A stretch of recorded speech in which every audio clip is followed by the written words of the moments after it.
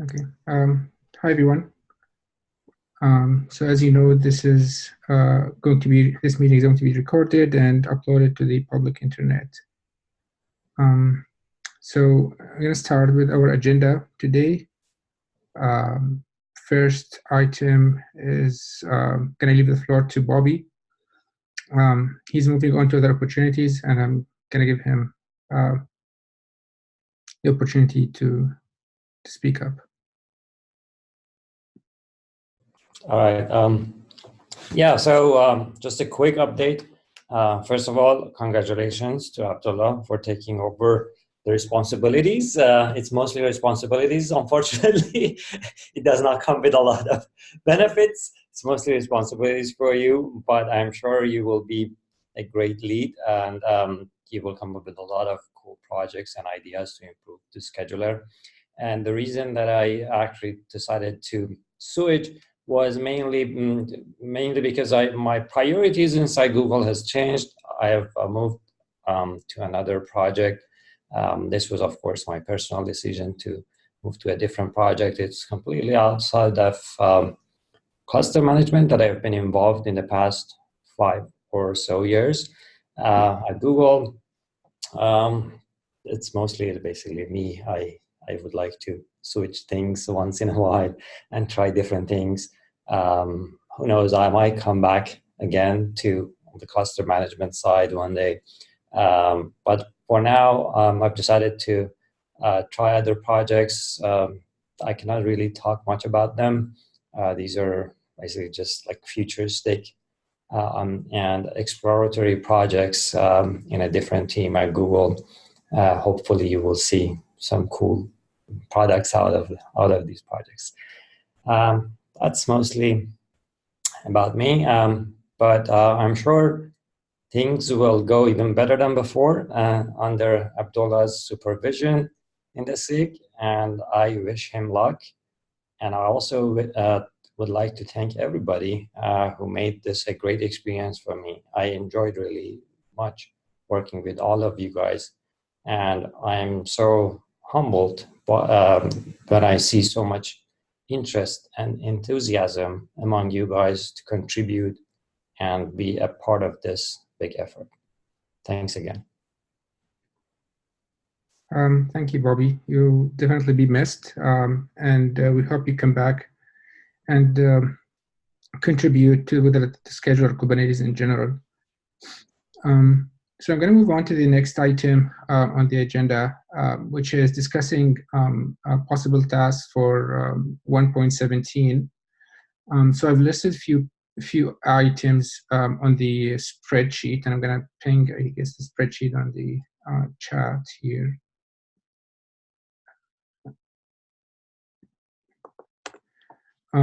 So I listed a few ones. Please, if you have any ideas in mind, feel free to propose projects. We are always open to new features and improvements to the scheduler. So the first item on the list is probably something you know already, and it's moving mostly from 1.16, or it's a continuation of 1.16 effort in the framework that Bobby and others started. So we're continuing this work by basically really migrating into the framework. So we've mostly finished the framework. All the extension points have been implemented, and now we would like to add actual functionality into it by converting predicates and priority functions into plugins into the framework. So that's one of our highest priority items. And we don't necessarily need to move everything. We just need to move few because we want to really exercise the framework, make sure that we didn't miss anything before we upgrade or move from alpha to beta. We'll try our best to move as many as we can. But really the goal is to make sure we've thought about everything with regards to the scheduler, with regards to the framework. So for this one, I'll be mostly trying to shepherd this effort, I will be creating, soon you will see a bunch of issues being created and open for help. And anyone, please, if you have the time and the interest, chip in doing that. The reason I delayed this a little bit is it will come with some. We need to do it in a really thoughtful and systematic way. The movement to the framework, and part of it is also, for example, how do we those custom priority functions that we allow to define in the policy right now. We want an equivalent to them. Another thing is. That we need to take care of is some of the feature or like configuration items that apply to the old priorities but don't predicates but don't apply to the plugins, such as always executing all predicates. So there's just a few small items. I just wanted to take a closer look at it, like a high level look first before we start actually moving in. And good thing that we are in a code phase right now, so we have the opportunity to actually look into this, take our time before actually starting implementing and moving things and submitting PRs once the freeze is over. Does anyone have any questions about the framework and this high-level plan? Yeah, I think it would be good that we created umbrella issues, manage all the individual items so that we can have a portal page. Yeah. I did start the document. Yeah, to see the I'll try to share it soon as well. Thank you. So the second item is owned by Aldo, and it's basically a continuation from 1.16, and it's mostly about making the scheduler's default topology spreading configurable. And one thing we've accomplished in 1.16 is even pod spreading. Now it's in alpha, and we hopefully soon will take it to beta. Once we have that, I'm proposing to actually implement this default feature using even pod spreading. So basically, we add to the scheduler configuration, probably using component config, an API that allows you to define the default constraints. And then the scheduler will basically look at these constraints and apply them to all pods that don't have even pod spreading constraint defined. And that will allow us to deprecate the spreading score function that we have right now, and basically everything will be done through even pod spreading. And this solves two problems. First, we remove some redundancy. And the second thing is we remove the potential conflict between the default spreading and even pod spreading. That I don't think we thought about that yet, because even pod spreading is in alpha and is not enabled by default. I don't know if folks had any thoughts about this before or have any feedback on this.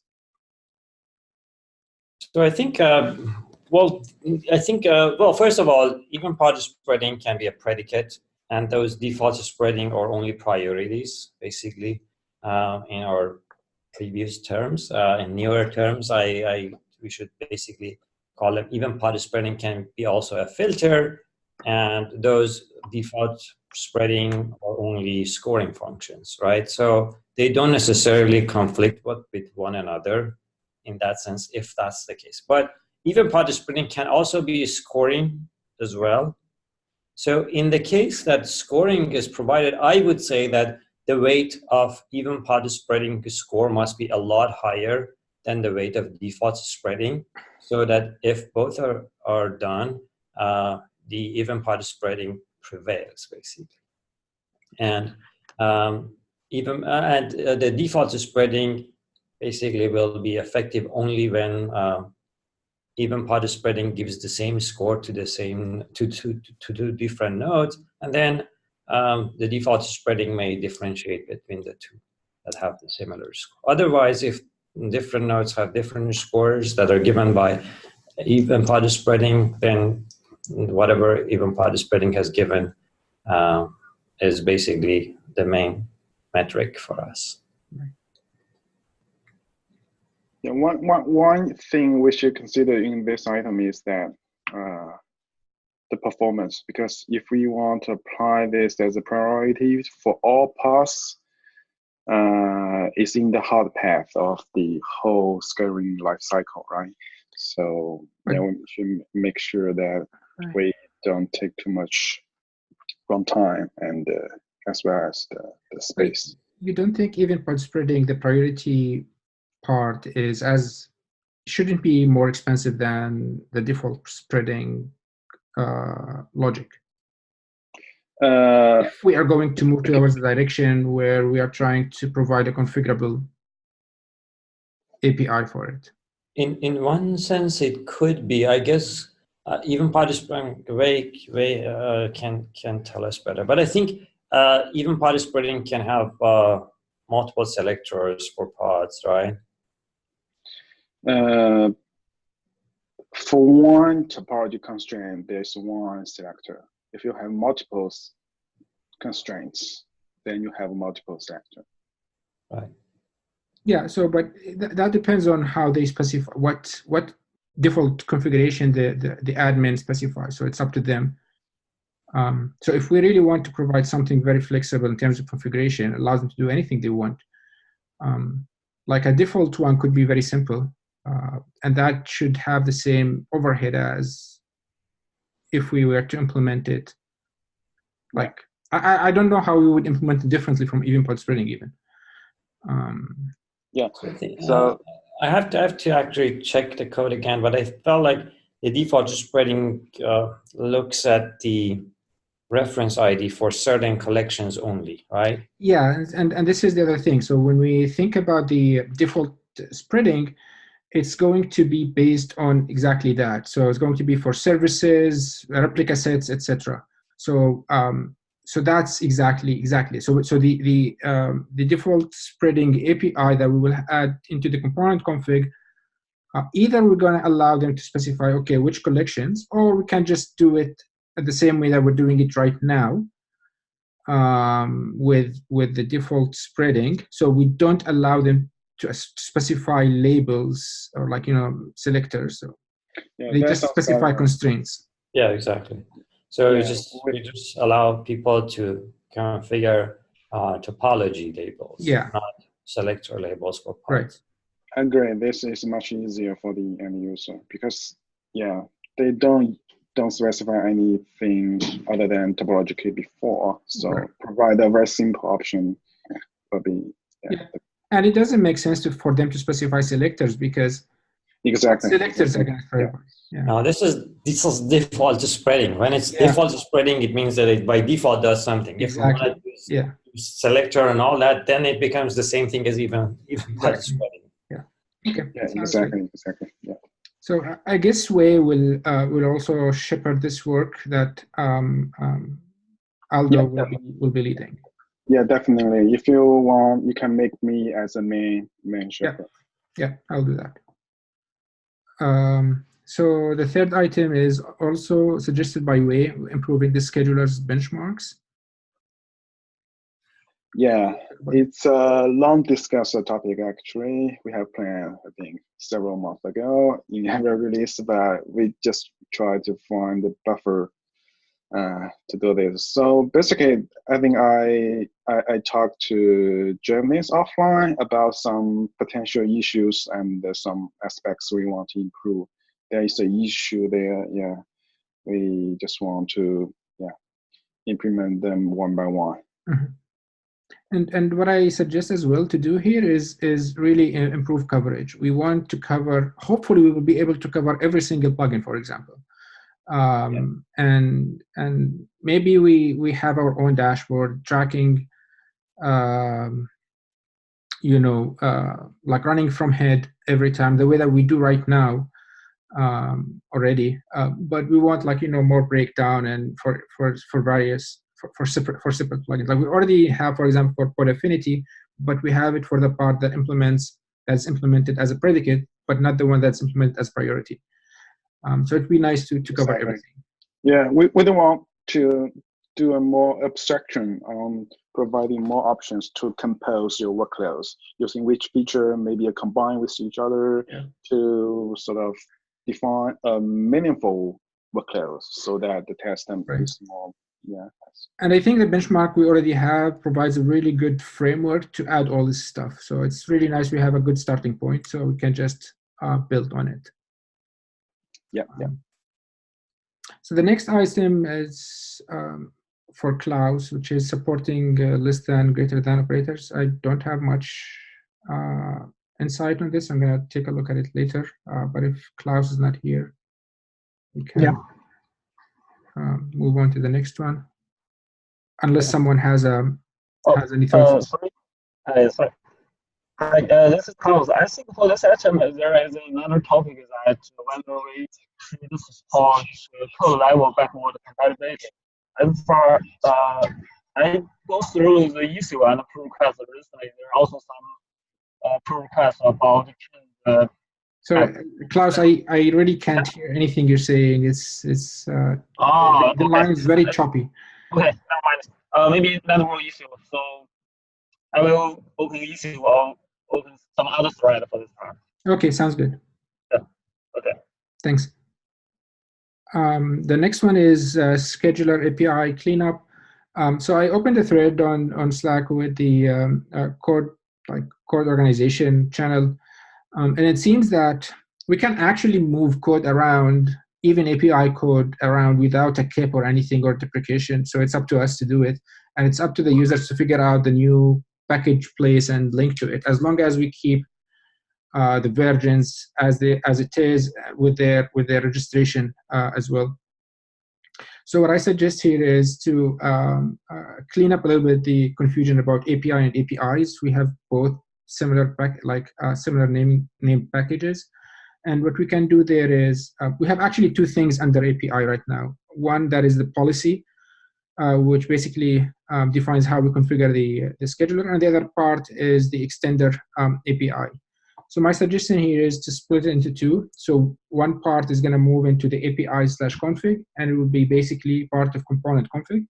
Unfortunately, it's going to move as V1 because it is V1. The other part, extenders, is also going to move under APIs, but it's not under APIs config. It's going to have its own package path, which is API/extenders. And that one also has to be V1. So that clears up the code, but we still have, after we do this we can do now. Moving forward, I think we need to do some deprecation work and integrate more stuff into the component config. We still have to think about how we support configuration via config map. I don't know if you guys and anyone thought about actually loading component config itself from config map. Because right now, the component config is basically a file that we load. So if we want to keep supporting the model of either configuring the scheduler via file or a config map, we can do that for the kube scheduler config struct itself. And so that will allow us to basically clean up all the various configurators, the old ones, and integrate them, roll them into the component config struct, and now we have a more unified view of things. I don't know if you guys have any comments on this. I think only the extender and the policy can be loaded via a config map, right?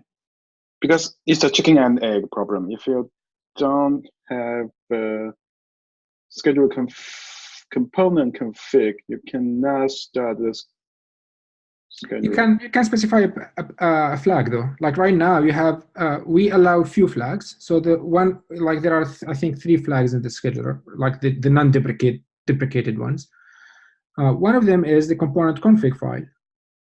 So we can provide 2 flags, and one is the component config file. The other one is the component config, maybe, I don't know, like the config map name or whatever, like namespace and name. So that solves the chicken and egg problem.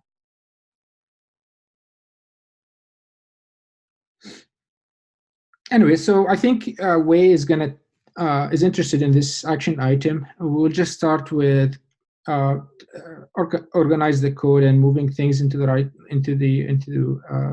consolidate them, and that will also allow us to not host the versioned API itself under scheduler package. Is going to move outside into another like component config.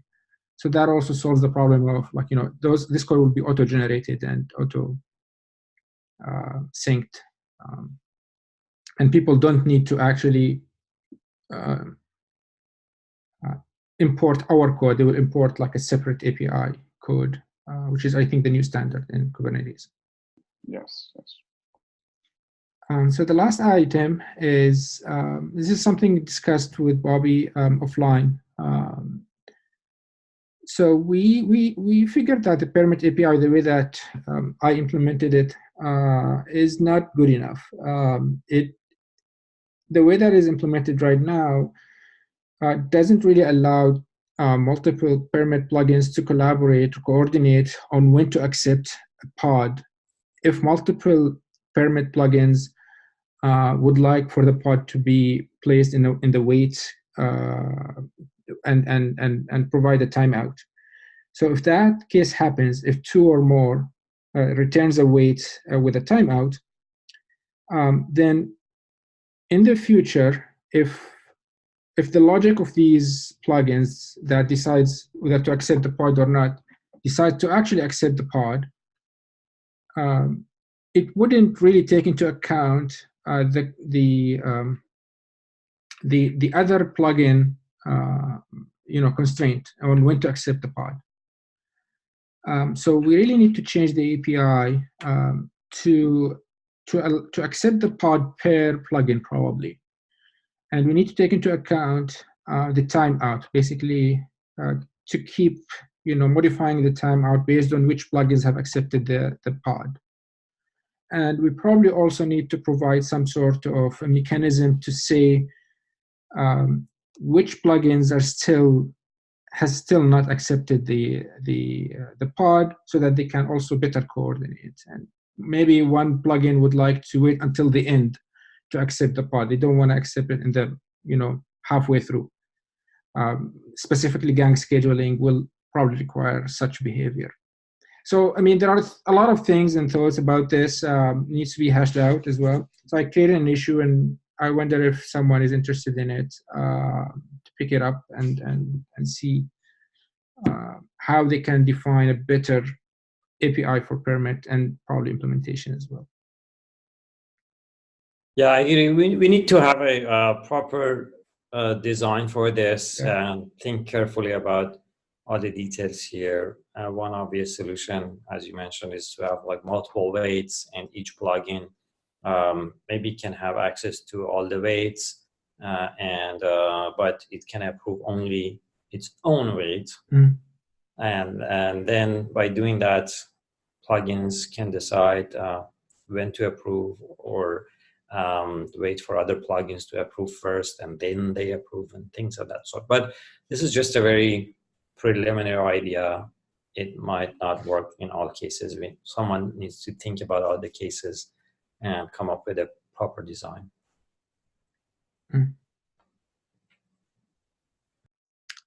There are a couple of last items that I moved from 1.16 as well.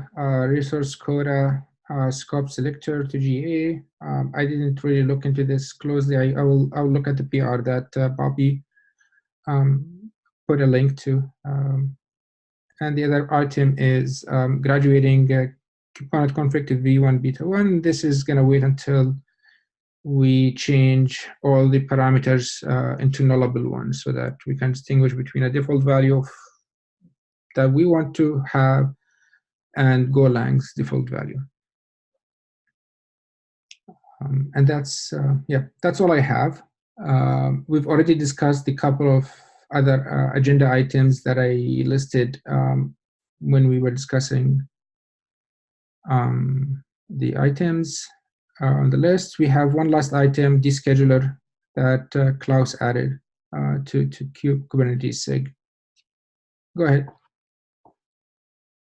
Oh, I think he's. No, it's not. Yeah, Klaus, yeah. And Nikita in the SIG says that because all the incubators projects will be deprecated, so just the suggestion is to move them into the Kubernetes SIG organization. So yeah, we should do that sooner than later. I think Ravi and Mike are active maintainer and reviewer in this scheduler, so maybe they can take this item. sounds good. So we'll add it into 117, I guess. This one.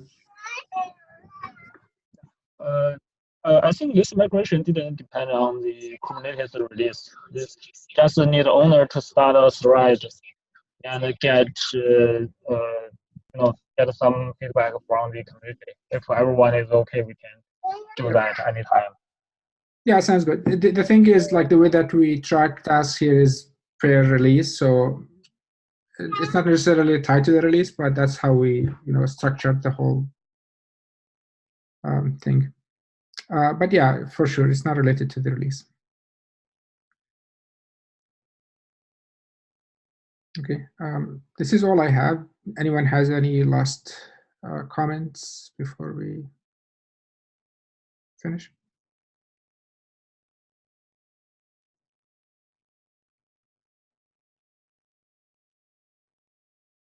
All right. Go ahead, Bobby. No, I don't have anything to say. Okay.